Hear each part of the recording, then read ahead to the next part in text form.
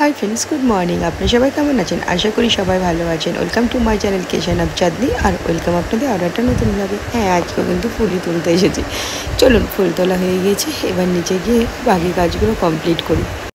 তারপর নিচে এসেই না চা খাবো, সেই কারণে এই ভুজিয়াটা এনেছিল আর বিস্কিট, এই সবই এখন কৌতলে ঢেলে নেবো। এটা হচ্ছে হরলিক্স বিস্কিট, আর হরলিক্স বিস্কিট নেওয়া খেতে চাইছিলো অনেক দিন থেকে, তাই একটা বড় প্যাকেট নিয়ে নিয়েছি আর চা করে নিই, হরলিক্স করে নিয়েছি। আর এই যে এইগুলো খেতে এই ঝুরি ভাজা খুব ভালো লাগে, সেই কারণে না একটা মুখেও দিয়ে দিলাম। আর এখন ঝুরি ভাজাটা ঢেলে নেব।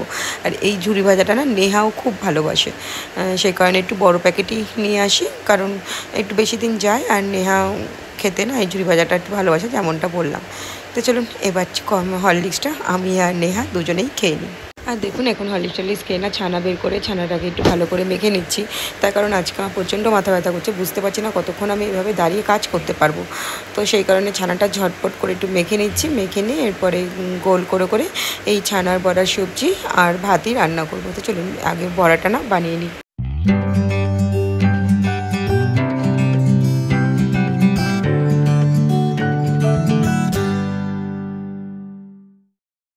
ফ্রেন্ডস তো অনেকদিন পর আপনাদের সামনে এলাম, খাওয়া দাওয়া পুজো টুজো সবই হয়ে গেছে। অ্যাকচুয়ালি কাল কী হয়েছিল, আমার তো মাথাতে ব্যথাটা অনেকদিন আগে থেকেই আছে, মানে অনেক বছর হয়ে গেল, আপনাদের কোনো বলেও ছিলাম আমি।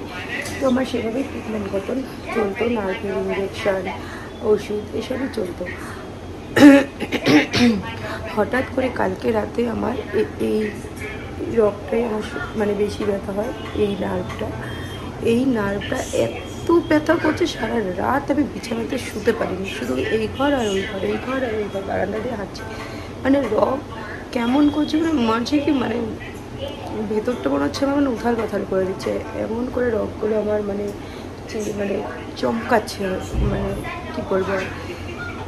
সকালে যথারীতি উঠেও গিয়েছিলাম, কারণ সব কাজ থাকে বাড়ির, সব কাজকর্ম করতে হয়, সেই কারণে রান্নাবান্না না আজকে ওই ছানার বড়ারই একদম পাতলা করে, কোনো মশলা তেমন কিচ্ছু দেয়নি, একদম পাতলা করে একটু ঝোল আর ভাত করে নেহাকে দিচ্ছি। আমি জোরে কথাও বলতে পারছি না, তখন আমার মাথায় লাগছে, আর অস্বাভাবিক ব্যথা মাথাতে। আমি নেহাকে চপিয়ে তেল দিলাম, ঠান্ডা তেল, চপিয়ে ঠান্ডা তেল দিয়েছি এই সাইডটাতে রেখে দিতে। অনেক দিন আগে ফ্যানে যেহেতু চুল ঢুকে গেছিলো আমার, সেই ব্যথাটা তো আছে, কারণ অনেকটা চুল ছিঁড়ে গেছে, সেই ব্যথাটাও আছে।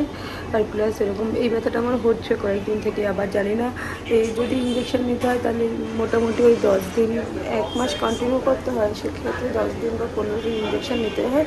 আর ডেলি এই ইঞ্জেকশনটা ডেলি থাকে। এটা আমার আগে যখন মাথা ব্যথা হতো তখন বাড়িতে ইঞ্জেকশনটা দিতে আসতো, বা তারপর থেকে আমি যখনই আমার প্রয়োজন পড়েছে আমি দোকানে গিয়ে ইঞ্জেকশনটা নিয়েছি। তো যদি প্রয়োজন পড়ে তাহলে আবার আমাকে দোকানে গিয়ে ইঞ্জেকশনটা নিতে হবে। দেখা যাক এখন কী হয়। ব্যথার ওষুধ থেকে ব্যথাটাকে কমে রেখেছি, রাতে ব্যথার ওষুধও কাজ করছিল না, মানে দুটো স্যালাইন খেয়ে নিয়েছি, বাট কোনো কাজ করছে না। আর এই ব্যথাটা আমার এরকমই, যখন আমার এই মাথার জন্য মোটামুটি 4 বার আমার MRI হয়েছে, তো এবারে ওটাই ধরা পড়েছিল যে মাথার নার্ভ ভেন আমার কিছু শুকিয়ে গেছে। এবার অনেক দিন পর আবার এই টাইপের একদম সেম দুটো ওই টাইপেরই ব্যথাটা উঠেছে। মানে এই ব্যথাটা এমনই একটা ব্যথা না, মানে মাথার ভেতরটাকে পুরো মানে পাগল করে দেয়। এই সাইডটাতেই ব্যথা হয়, ডান সাইডটাতে। বা সাইডে কিন্তু কোনো প্রবলেম নেই, ডান সাইডে মেন ব্যথা, চোখ পুরো লাল হয়ে যায়, চোখ দিয়ে অঝরে জল বেরোতে থাকে, মানে এরকমই ব্যথাটা। যাই হোক দেখি কী হয়, সেই কারণে আজকে আমি কিছুই এইভাবে শেয়ার করতে পারিনি, ক্যামেরা মানে মোবাইলই হাতে নেই, মোবাইলের দিকে একভাবে তাকাইনি।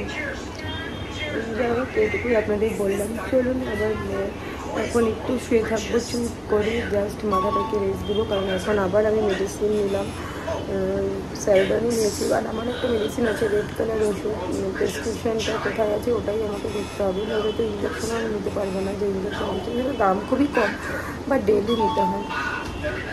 আর ওই ডক্টরেরই একটা ওষুধ প্রেসক্রিপ করা আছে, মোটামুটি 1 মাস খেলে ব্যথাটা একটু হলে রিলিফ পাওয়া যায়। যাই হোক তো চলুন এখন একটু রেস্ট নিই, বিকালে থেকে করছি না করছি সব। Hi friends, good evening. তো উঠে গিয়ে একটু ঘুমিয়েই পড়েছিলাম, কারণ ওই স্যালাইন খেয়েছি তো একটু ঘুমিয়ে গেছিলাম, তারপরে সন্ধ্যাবাতি দিলাম। আর এখন যাচ্ছি হচ্ছে বজরংবলী মন্দির। বজরংবলী মন্দির যখন এদিকে আরেকটা মন্দির আছে ওখানে যাব, বুঝতে পারছি না। রথের যে প্রসাদটা বিক্রি হয় স্কনে, ওটা আজকেই লাস্ট পারবো, কারণ আগামী দিন রোববার, আগামী দিন হয়তো নেহা একটু চিকেন ফিকেন খাবে, চিকেন টিকেন খেয়ে তো যাবো না। তো সেই কারণে, যদি এর আগের দিন মাছ টাছ খেয়ে গিয়েছিলাম, তো আগামী দিন রোববার তো, তাই ওই দিকটাতে যাওয়া হবে কিনা জানি না। তো সেই কারণে আজকে একটু প্রসাদ আনার ইচ্ছে আছে, জানি না কি হবে। এই তো চলুন, কোথায় যাচ্ছি না সবই আপনাদের সঙ্গে শেয়ার করবো। সঙ্গে থাকুন, পাশে থাকুন, সব জানতে পারবেন। তারপরে নিচে নেমে প্রথমেই মহারাজের মন্দিরে প্রণাম করে নিচ্ছি, এখানে প্রণামই দিয়ে দিলাম। এসে প্রসাদ নেব, এখন তো পুজো হতে অনেকটাই দেরি আছে, সেই কারণে এখন একদম চলে যাব বজরংবলী মন্দিরে। এই যে এখানে প্রদীপ ধরে নিচ্ছি, বজরংবলী এই মন্দিরে গিয়ে প্রদীপ দিই, আর একটা মন্দিরে কিন্তু সর্ষের তেলে প্রদীপ দিই, আর একটু আরতিও করে নিচ্ছি। আর খুব সুন্দর গান বাজছে, কিন্তু দিতে পারলাম না সেই কারণে, যে কপিরাইট হবে এই কারণে। আর এখানে রাম, সীতা, লক্ষ্মণ প্লাস বজরংবলী সবাই আছেন। এই মন্দিরটাও খুব ভালো লাগে, কিন্তু এই মন্দিরটা এখনই ওপেন করে, সবসময় কাছের দরজাটা না বন্ধই থাকে। তারপর এখানে প্রণাম করে নিলাম। তারপর প্রণাম করে না এখানে পাশেই কিন্তু হনুমান চালিসা পাঠ করি আমি, হনুমান চালিসা পাঠও হয়ে গেছে। আর এই মন্দিরগুলো কিন্তু বজরংবলী বড় মন্দিরের পাশে, মানে চারিদিকেই সব ভগবান। আর এই যে এখন বড় মন্দিরে যাচ্ছি, তারপর এখানে প্রণামীতে প্রসাদ দিয়ে পেরিয়ে গেলাম জগন্নাথ দেবের মাসি বাড়ি। আর দেখুন কি বৃষ্টি, টোটোতেই বসে থাকতে হচ্ছে, কারণ ও পাশে যেতে পারছি না, আমাদের রাস্তাটা ক্রস করে যেতে হবে। যাই হোক, তারপরে মন্দিরে গিয়ে কিছু ভিডিও করতে পারিনি, এবার বাড়ি চলে যাচ্ছি। প্রসাদ দিতে গেছিলাম, প্রসাদ নিয়ে কিন্তু বাড়ি চলে এলাম। আমি বাড়িতে এসেই 1 কাপ একদম গরম গরম লাল চা খেলাম, আর এই যে প্রসাদের প্যাকেটগুলো। হাই ফ্রেন্ডস, তো এখন আমাদের খাওয়া দাওয়া সব হয়ে গেছে, আমরা প্রসাদেই খেয়েছি। আর হচ্ছে গোগোদেরকে ভাত দিলাম, গোগো আর পেট্রোলকে ভাত দিয়েছি। ব্যাস, চলুন তবে আজকে ব্লগটা এখানে শেষ করি। আগামী দিন দেখাবে আপনাদের সঙ্গে আবার একটা নতুন ভিডিও নিয়ে। ততক্ষণ জন্য টাটা বাই আর গুড নাইট, সবাই ভালো থাকবেন আর সুস্থ থাকবেন। চলুন আজকে ভিডিওটা তবে এখানেই শেষ করছি।